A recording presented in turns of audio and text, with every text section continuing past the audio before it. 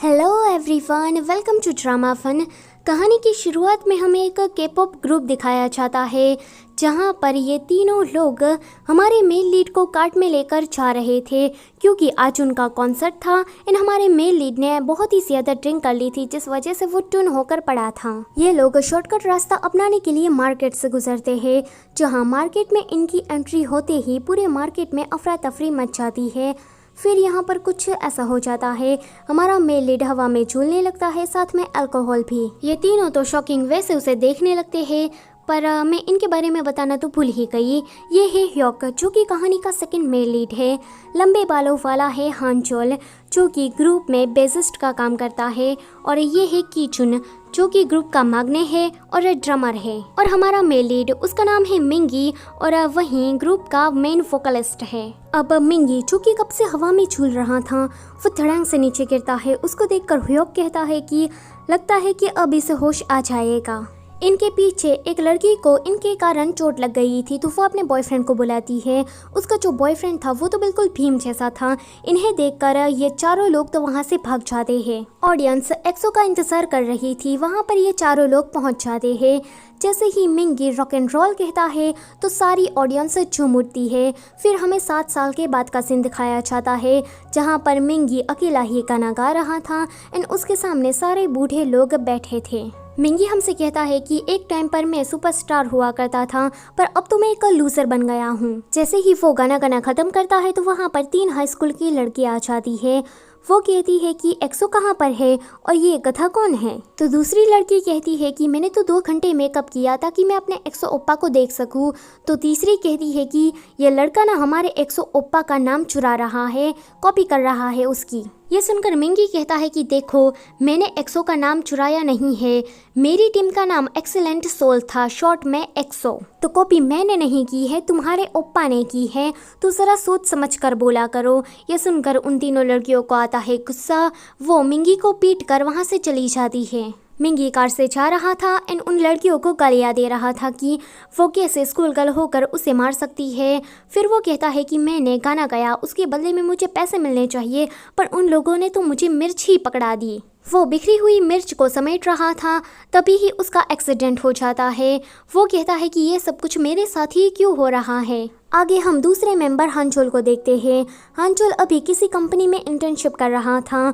उसका जो सीनियर था वो हमेशा ही अपना खुद का काम एंड कंपनी का काम, सारा काम हानचोल के पास से ही करवाता था। हानचोल की अभी हेल्थ भी कुछ ठीक नहीं थी। फिर हम तीसरे मेंबर कीचुन को देखते हैं। कीचुन अभी क्लास अटेंड कर रहा था क्योंकि उसको सिविल एग्जाम की तैयारी करनी थी। आगे ये तीनों ही लोग एक रेस्टोरेंट में मिलते हैं जहां पर ये दोनों ही सड़े हुए बैंगन की तरह मुंह लटकाए हुए पड़े थे।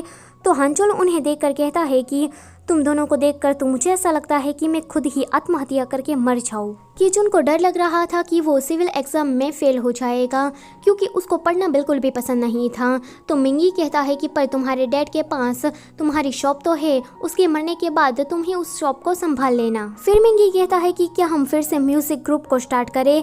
तो हानचोल कहता है कि उस वक्त हम 17 साल के थे, अब तो हम 27 साल के बूढ़े हो गए हैं, कौन हमें सुनने के लिए आएगा। और मिंगी तुम ना अब म्यूजिक पर से गिव अप कर दो। तो मिंगी कहता है कि बिल्कुल भी नहीं करूँगा, बस तुम मुझे देखो, मैं अपना एल्बम रिलीज़ करूँगा और न्यूयॉर्क में भी कॉन्सर्ट देने के लिए जाऊँगा। तो हानचोल कहता है कि भूल जाओ, वैसे आज मैं जब हॉस्पिटल गया तो मैंने ह्योक को देखा था, लगता है कि वो वहाँ पर इंटर्नशिप कर रहा है। तो ये सुनकर मिंगी कहता है कि उस साले का नाम भी मत लो, उसकी ही वजह से हमारा आज ये हाल हुआ है। वहाँ टीवी में यूना का गाना चल रहा था तो ये देखकर मिंगी थोड़ा सैड हो जाता है, वहाँ से जाने लगता है। हानचोल कीचुन से कहता है कि लगता है कि वो अभी भी यूना को पसंद करता है, पर उसे होश आता है कि मिंगी ने बिल तो पे किया ही नहीं। तो वो उसे चिल्लाकर कहता है कि अरे भाई बिल तो पे करते जा। यह सुनकर मिंगी स्पीड से भागने लगता है। तो वो कीचुन की ओर देखने जाता है पर कीचुन तो वहाँ से गायब था। हानचोल जब दूसरी ओर देखता है तो कीचुन अपने जूते लेकर भाग रहा था। फिर अगले सीन में हम देखते हैं कि मिंगी जब अपने घर जाता है तो कुछ गुंडे उसे किडनैप कर लेते हैं एंड उल्टा लटका देते हैं। उन गुंडों का जो बॉस था वो उसे कहता है कि क्या तुम इडियट हो, क्योंकि जिसने भी मेरे पास से पैसा लिया है वो लोग कहीं आइलैंड में चले जाते हैं या फिर विदेश भाग जाते हैं, पर तुम तो मेरे घर के सामने ही रहने के लिए आ गए। एंड तुम्हें पता भी है क्या, तुम्हें ढूंढने के लिए मेरा कितना पेट्रोल खर्च हुआ। तो मिंगी कहता है कि 7,000 मुझे आपको इतना ही देना है ना। तो वो बॉस कहता है कि नहीं, अब तो 1 मिलियन हो गया है। ये सुनकर मिंगी तो डर जाता है। वो कहता है कि आप मुझे 1 साल दे दीजिए, मैं आपको आपके पैसे चुका दूंगा। 1 साल का सुनकर वो बॉस अपने पंचरों को ऑर्डर देता है कि इसकी सर्जरी कर दो और इसका किडनी विडनी सब निकाल दो। पर तभी ही बॉस की नजर जाती है मिंगी के गिटार पर। वो अपने पंटरों को कहता है कि रुको जरा। वो मिंगी से पूछता है कि ये गिटार तुम्हें कहाँ से मिला। तो मिंगी कहता है कि जब मैं छोटा था तब मैं माउंटेन पर गया था, किसी अंकल ने इस गिटार को छोड़ दिया था तो मैंने अपने पास रख लिया, पर मैंने इसको चोरी नहीं किया है। ये सुनकर पता नहीं बॉस को क्या हो जाता है, वो थोड़ा इमोशनल हो जाता है। इन मिंगी को 3 महीने का टाइम देकर वहाँ से चला जाता है। सभी लोगों के जाने के बाद मिंगी को किसी का कॉल आता है। अगले दिन किसी का फ्यूनरल चल रहा था, कुछ गांव वाले सिटी में आए थे। यहाँ पर हम हमारी फीमेल लीड यूनही को देखते हैं।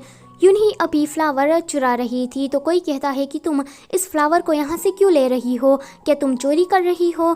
तो यूनही कहती है कि नहीं, देखिए उस तरफ, वहाँ पर भी तो किसी का फ्यूनरल चल रहा है ना, वहाँ एक भी फ्लावर नहीं है, तो मुझे वहाँ पर ये फ्लावर लगाने हैं। आगे यूनही अपने कुछ गांव वालों के पास जाती है एंड उसे कहती है कि मेरी गाय को अभी मुझे चारा खिलाना होगा, तो मैं यहाँ से जल्दी जा रही हूँ। वो भागी भागी हुई जा रही थी एंड मिंगी से टकरा जाती है। मिंगी का चश्मा इससे टूट जाता है। तो वो गुस्सा करने लगता है कि तुम्हें पता भी है क्या, 1 साल मैंने पार्ट टाइम जॉब करके यह चश्मा लिया था और तुमने इसे एक झटके में ही तोड़ दिया। तो यूनही कहती है कि चिंता क्यों कर रहे हो, वैसे ये तुम्हारा चश्मा कितने का था, मैं पैसे देती हूँ। तो वो 2 उंगलियां दिखाता है।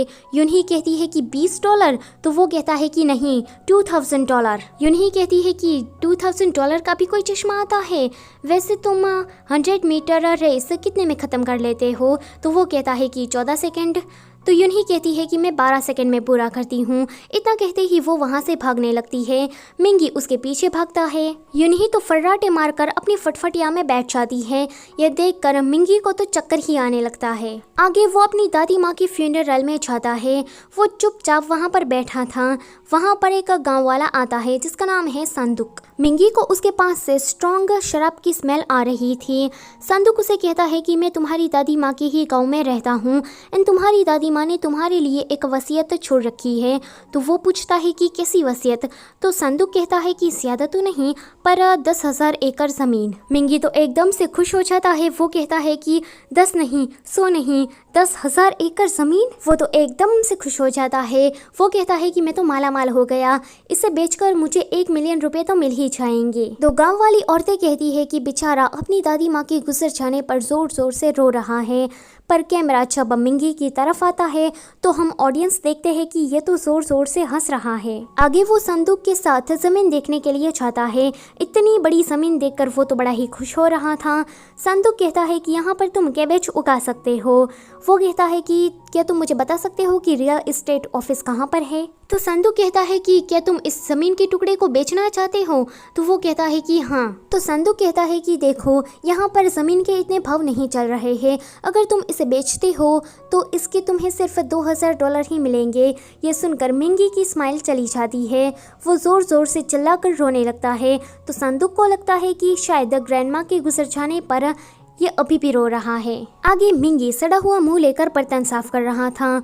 उसकी जो ओनर थी वो कहती है कि इस कैबेज को पानी से साफ कर दो। मिंगी वो ठीक तरह से नहीं कर रहा था तो उसकी ओनर चपाटा मारकर उसे कहती है कि जरा ध्यान से करो, तुम्हें पता नहीं है कि कैबेज कितने महंगे हैं। आजकल कैबेज तो एक सोने के समान है। तो ये सुनकर मिंगी को याद आता है कि संदूक ने कहा था कि तुम यहाँ पर कैबेज उगा सकते हो। तो अब वो जाता है साइबर कैफे में एंड वहाँ पर कैबेज की फार्मिंग के बारे में सर्च करने लगता है। वो पिछले कुछ सालों में जितनी भी कैबेज की ग्रोइंग हुई है उसका हिसाब लगा रहा था एंड सारा हिसाब लगाने के बाद वो बहुत ही ज़्यादा खुश हो जाता है। वो कहता है कि अगर मैं इस साल कैबेज उगाता हूँ तो मुझे 1 मिलियन रुपये तो मिल ही जाएंगे, क्या पता उससे ज़्यादा मिल जाए। पर मैं ये काम अकेला नहीं कर सकता, मुझे कुछ इडियट्स की ज़रूरत होगी, पर ऐसे इडियट्स मेरे पास है। फिर हम अगले दिन का सीन देखते हैं जहाँ पर हंचुल गया था अपना बॉडी चेकअप करवाने के लिए। डॉक्टर उसे कहते हैं कि क्या मैं स्वीट तरीके से तुम्हें बताऊँ या फिर सीधे सीधे ही बता दूँ। तो हंचुल कहता है कि स्वीट तरीके से ही बताइए। तो वो कहता है कि तुम्हें लास्ट स्टेज में लीवर कैंसर हो गया है। हंचुल कहता है कि डॉक्टर क्या मैं जिंदा रह पाऊँगा। तो डॉक्टर कहता है कि 1 साल तक, 6 महीने या फिर 3 महीने। अगर तुम ज़्यादा अनलकी हुए तो तुम कभी भी मर सकते हो। हंचुल सोचता है कि यह सब कुछ मेरे साथ ही क्यों हो रहा है। एक तो उसका सीनियर हमेशा ही उसकी बेइज्जती करता रहता है एंड हमेशा ही उसे ज़्यादा काम देता रहता है। तभी ही वहाँ पर मिंगी आता है। मिंगी उसे साइड में ले जाकर उसे कैबेज की फार्मिंग के बारे में सारा प्रोसेस समझा देता है एंड उसे गाँव में आने के लिए इन्वाइट भी करता है। तो ये जानकर हंचुल उसे धक्का देकर वहाँ से चला जाता है। आगे मिंगी कीचुन के पास जाता है। कीचुन का पढ़ाई में मन बिल्कुल भी नहीं लग रहा था। मिंगी उसे कैबेज की फार्मिंग के बारे में बताता है तो कीचुन उल्टा उसे ही सवाल करने लगता है कि अगर हम कैबेज उगाने से इतने पैसे वाले बन सकते हैं तो सारे फार्मर ऐसा क्यों नहीं करते। मुझे तो इसमें कोई भी फ़ायदा नज़र नहीं आ रहा। तो मिंगी कहता है कि तुम करो, जो तुम्हें करना है वो करो, मैं अकेला ही ये सब कुछ कर लूँगा। हंचुल रात में जाता है कैरोके में। सीनियर के कहने पर हंचुल यहाँ पर गिटार बजा रहा था तो उसका सीनियर उसकी बेइज्जती करने लगता है कि तुम तो कुछ भी काम के नहीं हो, तुम्हें तो एक गिटार भी ठीक से बजाना नहीं आता और तुम क्या सिंगिंग कर पाओगे। यह बात तो हंचुल के दिल पर लग जाती है। अब वो ज़ोर ज़ोर से चिल्ला कर गाने लगता है एंड गिटार इतनी ज़ोर से बजाता है कि सारे लोगों के कान के पर्दे फट जाते हैं। उसका सीनियर जब उसे चुप रहने को कहता है तो हंचुल कमरे की चीज़ें इधर उधर फेंकने लगता है एंड अपने सीनियर को भी अच्छा खासा पीट देता है। हंचुल अपनी सारी भड़ास निकाल कर आता है मिंगी के पास एंड कहता है कि तुम्हारा ऑफर क्या अभी भी वैलिड है। तो मिंगी कहता है कि हाँ क्यों नहीं। हंचुल उसे कहता है कि अगर तुमने 1 मिलियन रुपए कमाए नहीं और एल्बम रिलीज नहीं किया तो मैं ही तुम्हें मार डालूंगा। तो मिंगी कहता है कि मार देना। तभी ही वहाँ पर कीचुन आता है।